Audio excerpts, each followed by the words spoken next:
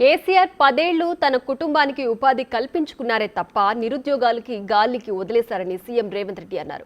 కేసీఆర్ ముసుగు తొలగిపోయిందని, ఇక ఆయనెవరూ నమ్మరని తేల్చేశారు. మూసీ ప్రక్షాళనే తన ధ్యేయమని చెప్పారైనా కేంద్రం నుంచి ఫండ్స్ తీసుకొద్దాం రావాలని ఈటలకు సవాల్ విసిరారు. 2019 ఎన్నికల తర్వాత ఫలితాలు ప్రజలు పార్లమెంట్లో ఇచ్చారు. వినోద్ కుమార్ గారిని ఓడించారు, కల్వకుంట్ల కవిత గారిని ఓడించారు. 6 నెలలు తిరిగే లోపల ఒకరికి ఎమ్మెల్సీ ఇచ్చారు, ఒకరికి ప్లానింగ్ కమిషన్ వైస్ చైర్మన్ ఇచ్చారు. వాళ్ళ కుటుంబ సభ్యులకు ఉద్యోగం పోతే ప్రజలు తిరస్కరిస్తే, ప్రజలు తిరస్కరించింది కాబట్టి పక్కన పెట్టాలని ఆలోచన చేయకుండా ఎంబడే వాళ్ళ కుటుంబ సభ్యులకు నియామక పత్రాలు ఇచ్చింది. కానీ 2017లో నోటిఫికేషన్ ఇచ్చిన మీ ప్రిన్సిపల్స్ని ఎందుకు నియామకం చేయలేదు? 2017లో నోటిఫికేషన్ ఇచ్చిన ఫిజికల్ ఎడ్యుకేషన్ టీచర్స్ని ఎందుకు నియామకం చేయలేదు? తన కుటుంబానికి ఒక నీతి, మన కుటుంబాలకు ఇంకొక నీత. ఇదే ఆ కుటుంబం నీతి. ఇంతకంటే ఉదాహరణగా నేను చెప్పాల్సిన అవసరం లేదు. ఒక దుప్పటి, రాముల వారి బొమ్మ ఉన్న దుప్పటి ఉండేదంటే ఎప్పుడో మూటలు మోసే గాడిద. అది ఊర్లో ఎవరు చేన్లో మేయడానికి పోయినా అక్కడ ఆ చేను వాళ్ళు కొట్టకపోను చూడంగానే దండం పెట్టేదని. గాడిద ఏమనుకున్నదంటే నాకు ఇంత గౌరవం ఉంది, ఈ మొత్తం ఏ గడ్డి అయినా మేయొచ్చు అని ఊరి మీద పడి తింటా ఉన్నది. ఓ రోజు ముళ్ళ చెట్ల నుంచి పోతుంటే ఆ పైన వేసిన బొంత మీద ఉన్న రాముడి బొమ్మ ఉన్న బొంత ఆ చెట్టుకు తగిలి అది బయటికి పోయింది. గాడిద చేనులకు పోయి మెయ్యంగానే దుడ్డు కర్ర తీసుకొని కొడితే నడ్డి ఇరిగింది. ఎందుకు చెప్తున్నా అంటే ఆయన కూడా తెలంగాణ ఉద్యమం అనే ఒక ముసుగు, రక్షణ కవచం కొంతకాలం ఉన్నది. ఆ తెలంగాణ ఉద్యమం కోసం మీరు అందరు చేతులెత్తి దండం పెట్టారు. అది వారి గొప్పతనం అని వారు అనుకుంటున్నారు. అది తెలంగాణ ఉద్యమం యొక్క గొప్పతనం, విద్యార్థిని నిరుద్యోగ యువకుల యొక్క త్యాగం. ఇవాళ ముసుగు తొలగింది కాబట్టి ముఖం చెల్లక ఆయన ఎక్కడున్నాడో ఇక ఈ పిల్లలు రోడ్ల మీద పడి నోటుకొచ్చింది మాట్లాడుతారు. రాజకీయాలలో, ప్రభుత్వ ఉద్యోగాలలో 3 దిశలు ఉంటాయని.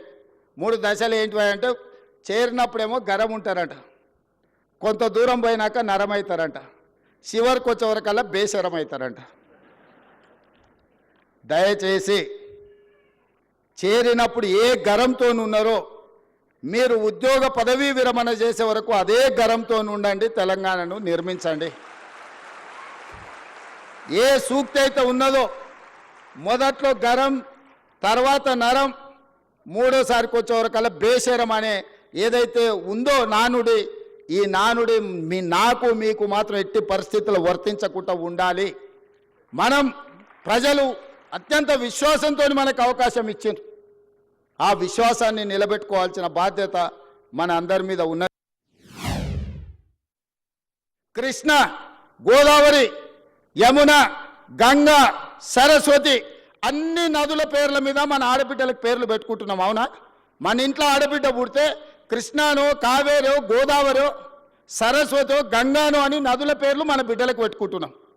ఏ తండ్రి అయినా ఆయన బిడ్డకు మూసి అనే పేరు పెట్టుకున్నాడా?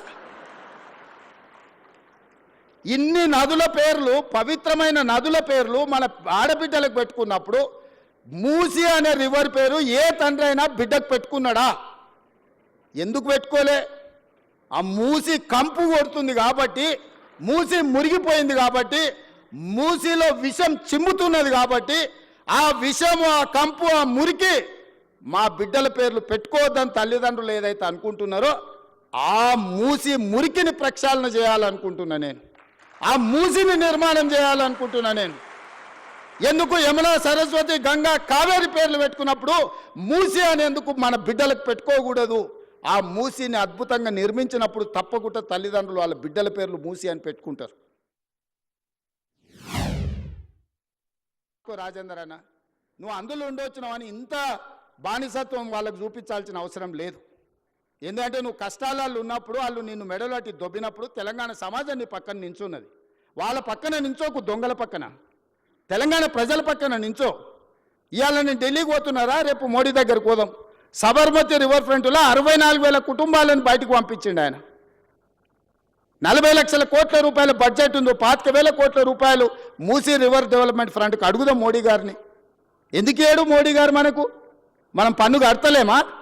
సికింద్రాబాద్ నువ్వే గెలుస్తువి, చేవెళ్ళ నువ్వే గెలుస్తువి, మల్కాజ్గిరి నువ్వే గెలుస్తువి, మెదక్ నువ్వే గెలుస్తువి, అన్నీ మీరే గెలుస్తారు. మరి మీకు బాధ్యత లేదో 10,000, 20,000, 25,000 కోట్లు మోడీ దగ్గర ఇప్పించడానికే